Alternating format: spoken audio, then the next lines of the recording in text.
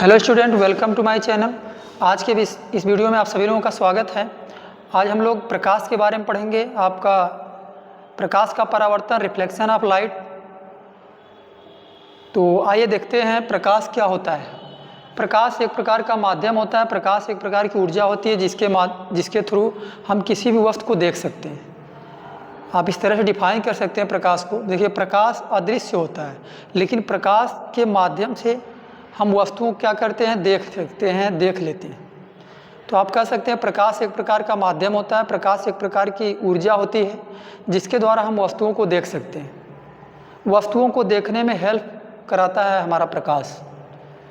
तो प्रकाश एक प्रकार का माध्यम होता है, एक प्रकार की ऊर्जा होती है जिसके द्वारा हम किसी वस्तु को देख सकते हैं।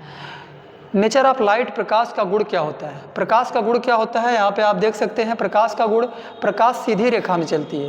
पहला जो गुण है प्रकाश का, प्रकाश सीधी रेखा में चलती है। सीधी रेखा में चलने का मतलब क्या है? अगर प्रकाश सीधी रेखा में नहीं चलती, कॉमन सेंस आप लोग यूज कर सकते हैं कि अगर प्रकाश सीधी रेखा में नहीं चलती तो आप का जो घर है, उस घर से जो आपका दरवाज़ा है, उस दरवाजे में घुस करके प्रकाश आती है और घूमते घूमते आपके घर में प्रवेश कर जाती है, आपके अंदर घुस जाती है, आपके घर में घुस जाती है। जब भी आप कोई छाता लगाते हैं तो छाता लगाने के बाद क्या होता है कि प्रकाश, जो धूप है वो उससे आप बच जाते हैं। अगर वो सीधी रेखा में नहीं चलती तो वो जो प्रकाश आ रहा है, वो प्रकाश आपके जो आप छाता लगाए हैं उसके अंदर घूमते घूमते आपके, है ना, आपके ऊपर धूप लगने लगती है, आपके ऊपर प्रकाश लगने लगता है। तो इससे आप क्लियर कर सकते हैं कि प्रकाश क्या होती है, सीधी रेखा में चलती है जिससे वह घूम करके नहीं आती है। अगर उसके अंदर ऐसा गुण रहता घूम के आने का तो शायद आप बच नहीं पाते प्रकाश से। जहाँ भी रहते प्रकाश वहाँ घुस जाता। तो आप समझ सकते हैं कि प्रकाश एक प्रकार की ऊर्जा होती है जिसके द्वारा हम वस्तुओं को देख सकते हैं। और प्रकाश का जो गुण है वो आप कह सकते हैं प्रकाश सीधी रेखा में चलता है। ठीक है, प्रकाश हमेशा सीधी रेखा में चलता है। सेकंड आप देख सकते हैं प्रकाश निर्वात में चल सकता है। प्रकाश, सेकंड गुण क्या है? सेकंड आपका ये है कि प्रकाश को चलने के लिए किसी माध्यम की आवश्यकता नहीं होती है।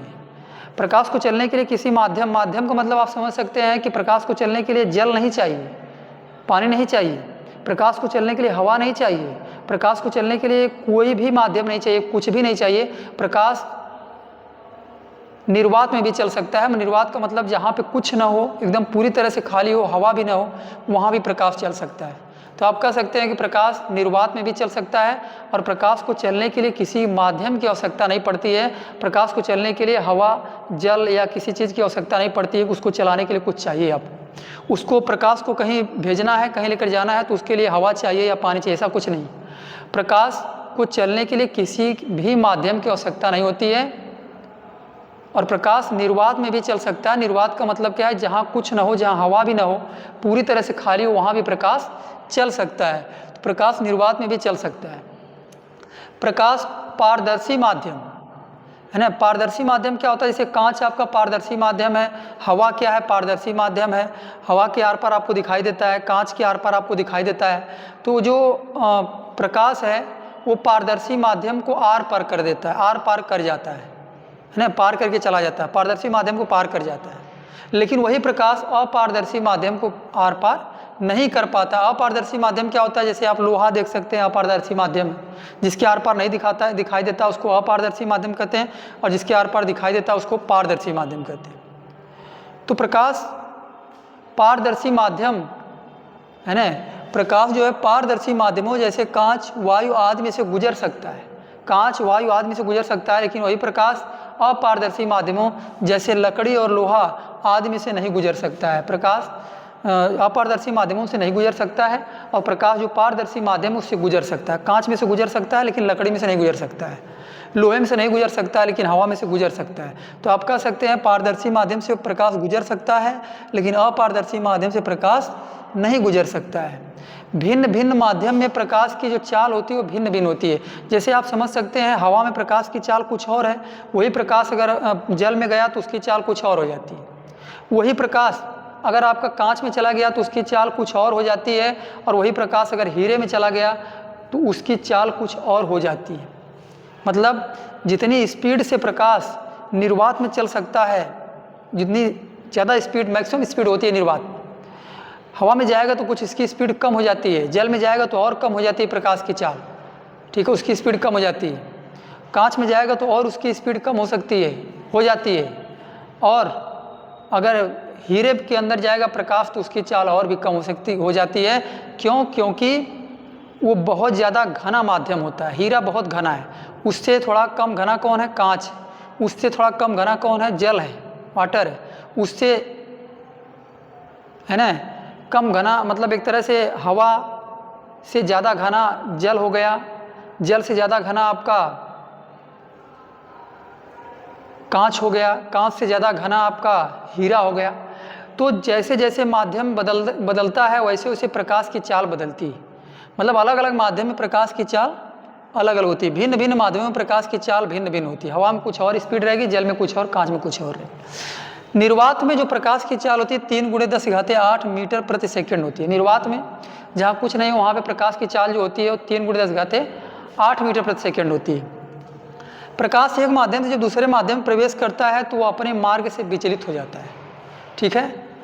ये जो घटना है प्रकाश का अपवर्तन है, आगे हम चल करके पढ़ेंगे। लेकिन यहाँ पर समझिए, प्रकाश जब एक माध्यम से दूसरे माध्यम में जाता है तो अपने रास्ते से हट जाता है, अपने मार्ग से विचलित हो जाता है। जैसे कांच से अगर जल में जाएगा तो अपने मार्ग से विचलित हो जाएगा, है ना। जल से अगर हवा में जाएगा, या फिर जो है ग्लास में जाएगा, या फिर आपका डायमंड में जाएगा, हीरे में जाएगा, तो अपने मार्ग से विचलित हो जाता है। प्रकाश एक माध्यम से दूसरे माध्यम में जब जाता है तो प्रवेश करता है तो अपने मार्ग से विचलित हो जाता है।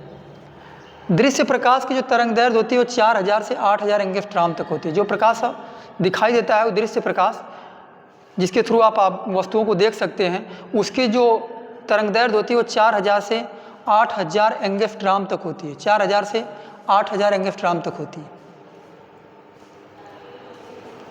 दृश्य प्रकाश की जो तरंगदैर्घ्य होती है वो कितनी होती है? 4000 से 8000 एंगस्ट्रॉम तक होती है।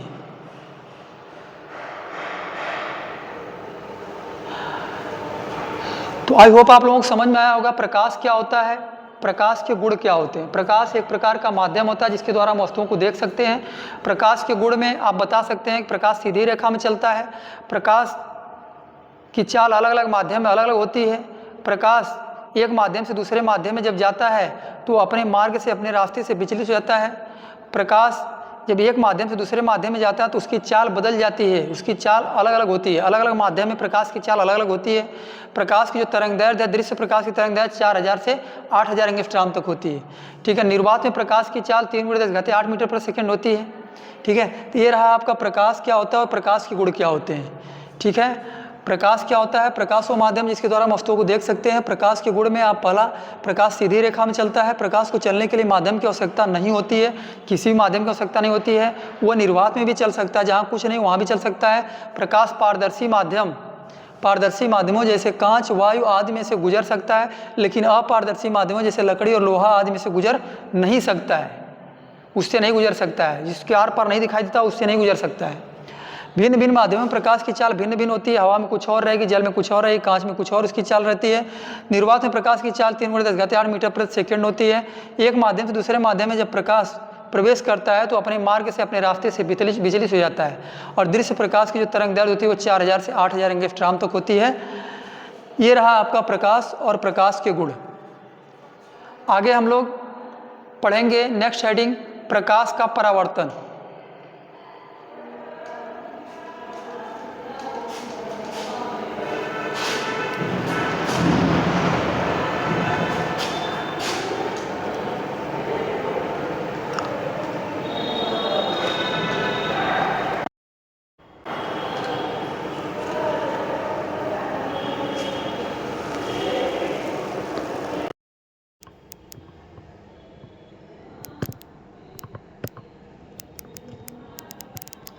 आइए देखते हैं प्रकाश का परावर्तन क्या है और प्रकाश के परावर्तन के नियम क्या होते हैं। प्रकाश का परावर्तन क्या है और प्रकाश के परावर्तन का नियम क्या होता है, इसको हम लोग क्लियर करेंगे।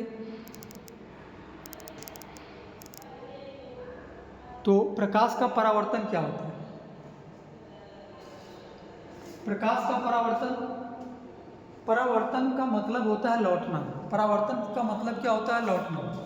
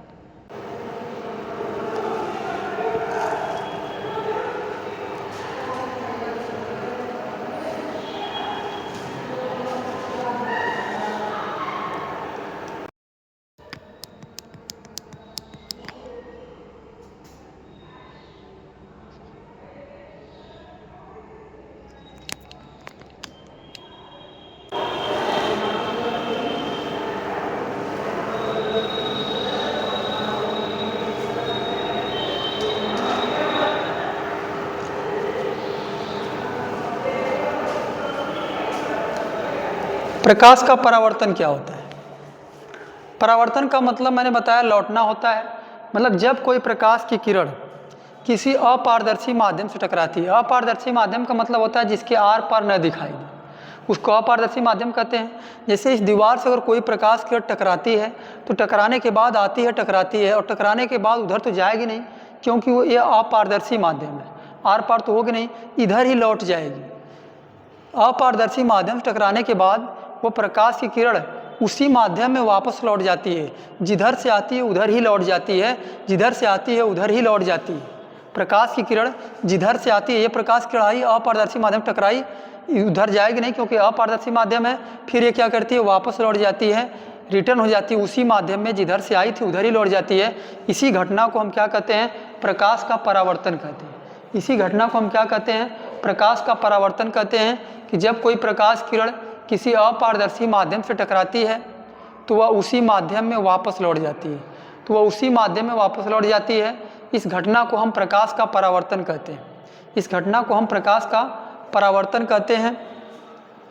देखिएगा यहाँ पे लिखा गया है प्रकाश का परावर्तन।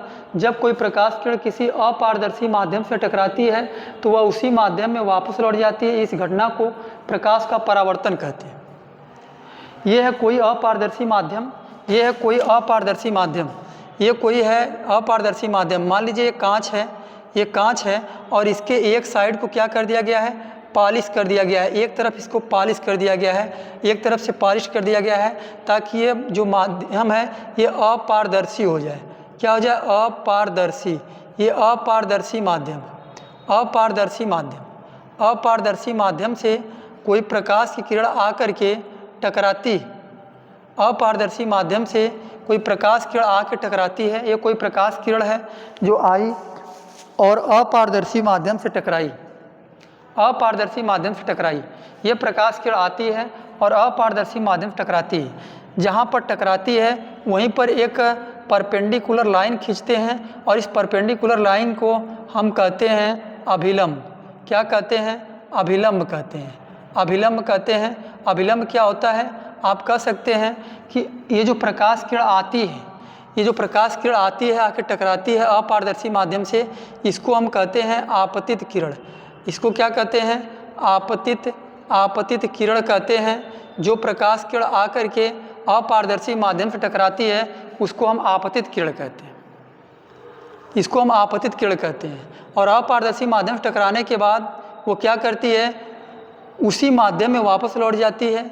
और टकराने के बाद जो प्रकाश किरण वापस लौट जाती है इसको हम क्या कहते हैं, इसको हम परावर्तित किरण कहते हैं, इसको हम परावर्तित किरण कहते हैं। ये आपके है परावर्तित किरण, इसको हम परावर्तित किरण कहते हैं। जो वापस लौट जाती है इसको परावर्तित किरण कहते हैं, और जो आके टकराती है इसको हम आपतित किरण कहते हैं। आपतित किरण इस अपारदर्शी माध्यम को जहाँ पे टच करती है वहाँ पे हम जो परपेंडिकुलर लाइन ड्रा करते हैं, परपेंडिकुलर लाइन जो खींचते हैं, इस लाइन को हम अभिलंब कहते हैं। तो आप कह सकते हैं आपतित किरण जहाँ पर है ना, ये जहाँ पे आके टकराती है उस बिंदु पर जो लाइन खींची जाती है उसको हम अभिलंब कहते हैं। आपतित किरण अपारदर्शी माध्यम पे आकर के जहाँ पे टकराती है वहाँ पे खींची गई जो लाइन होती है उसको हम क्या कहते हैं, उसको अभिलंब कहते हैं। वहाँ पे खींची गई जो लाइन होती है उसको क्या कहते हैं, अभिलंब कहते हैं। ये आपका अभिलंब, ये जहाँ पे आके टकराई वहाँ पे जो लाइन हम खींचते हैं उस लाइन को हम क्या कहते हैं, अभिलंब कहते हैं। परपेंडिकुलर जो लाइन खींची जाती है इस पॉइंट पे, इसको हम अभिलंब कहते हैं। जो प्रकाश किरण टकरा करके वापस लौट जाती है, ये जो लौटने वाली किरण है इसको हम परावर्तित किरण कहते हैं, इसको हम परावर्तित किरण कहते हैं।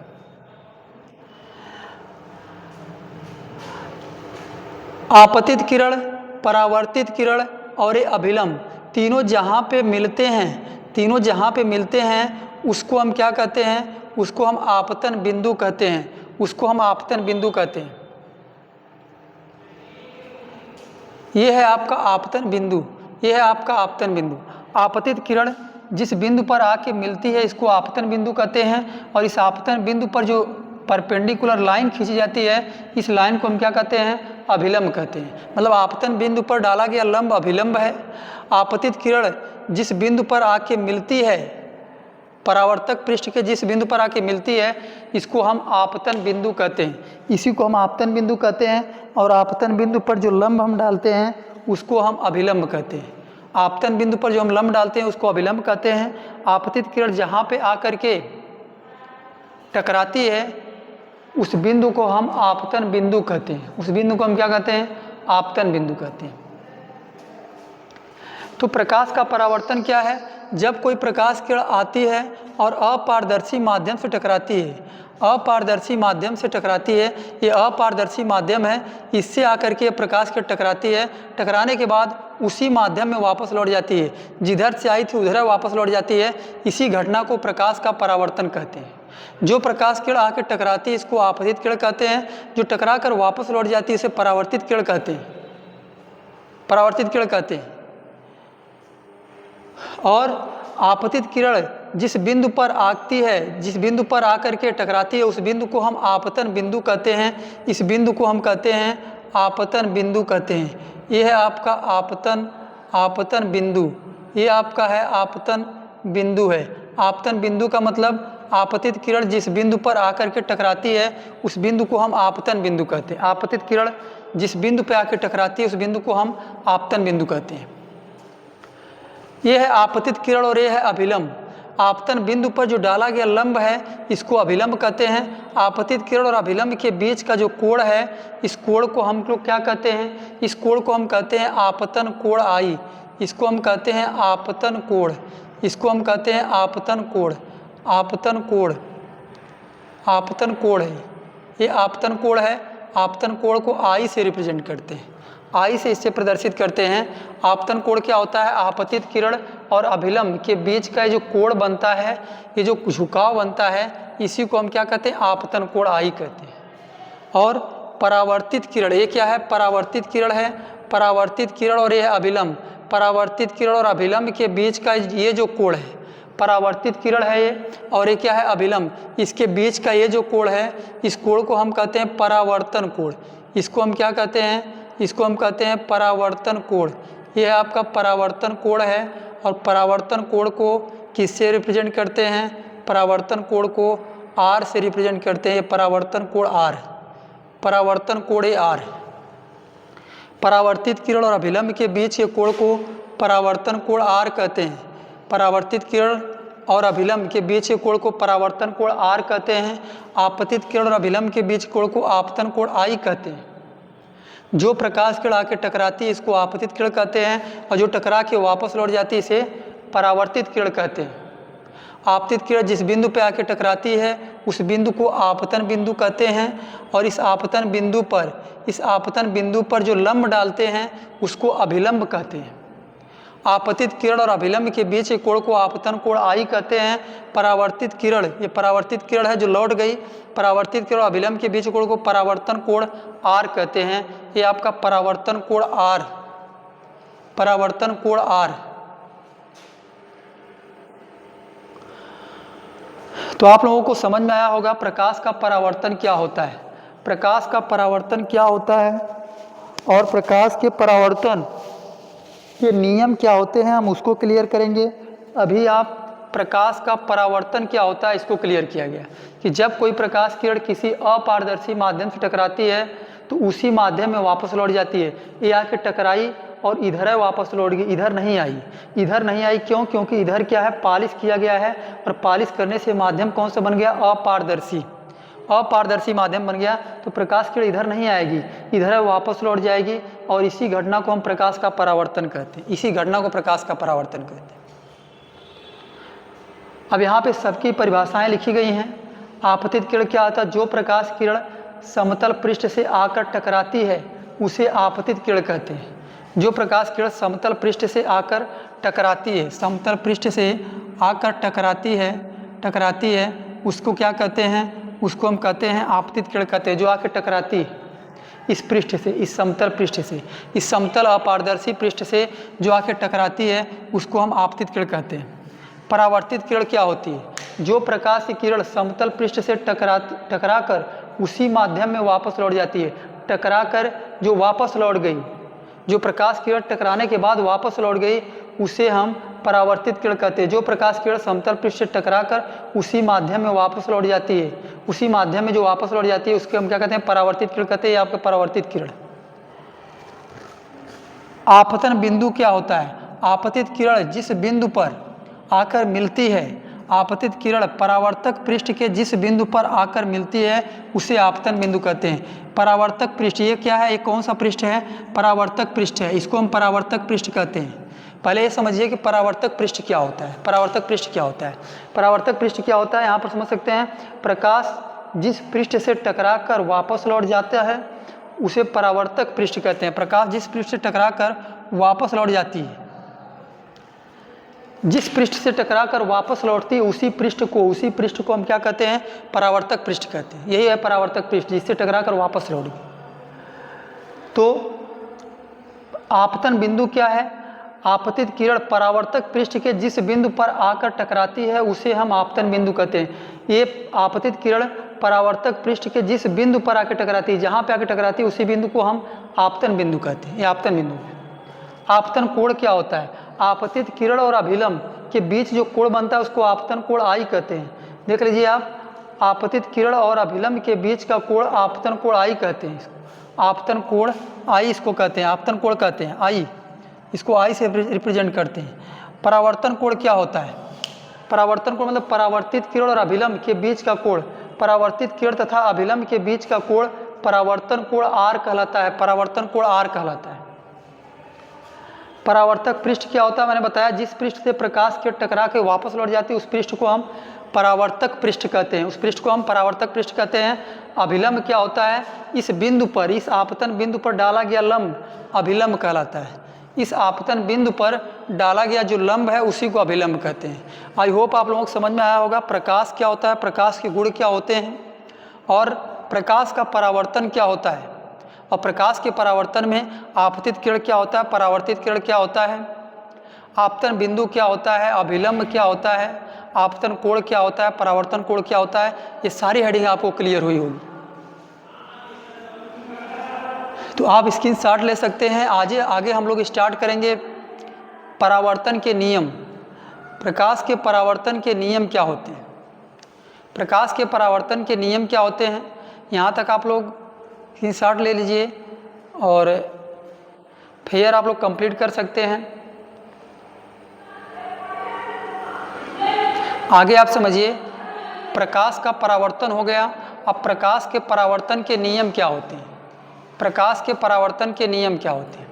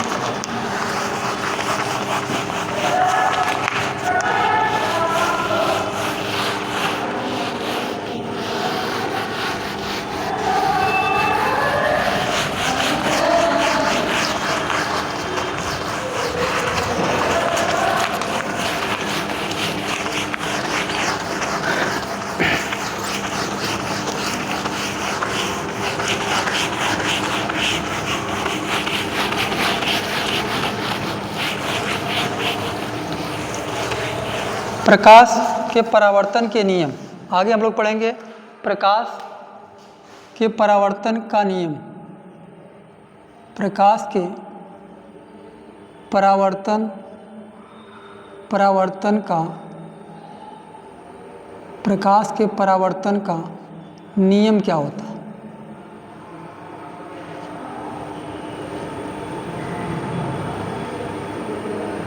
प्रकाश के परावर्तन का नियम।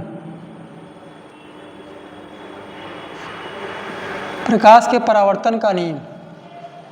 प्रकाश के परावर्तन के दो नियम होते हैं। प्रकाश के परावर्तन के दो नियम होते हैं।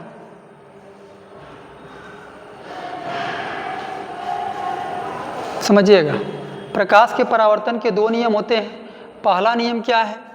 प्रकाश के परावर्तन का नियम, इसमें आप दो नियम लिख सकते हैं।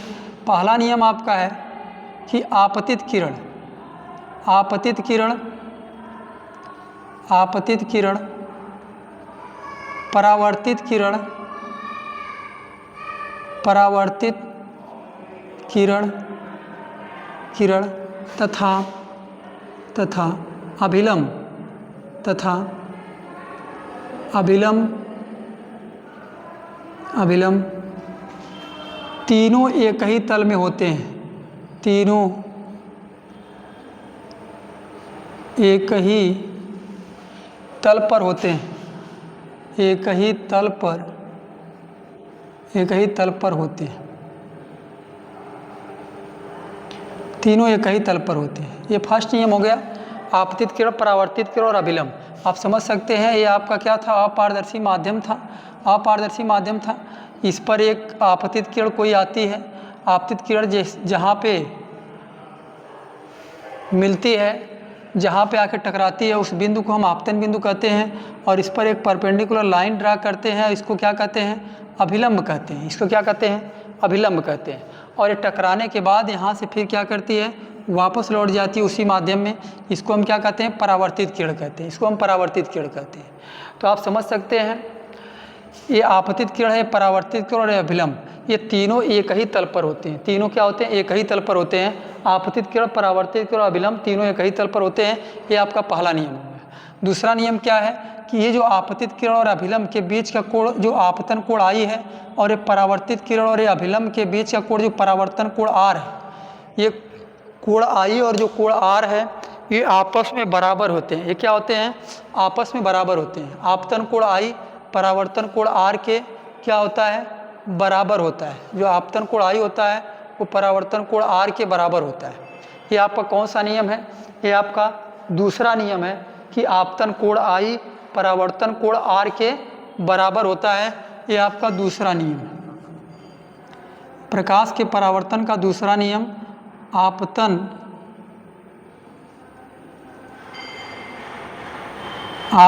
कोण आई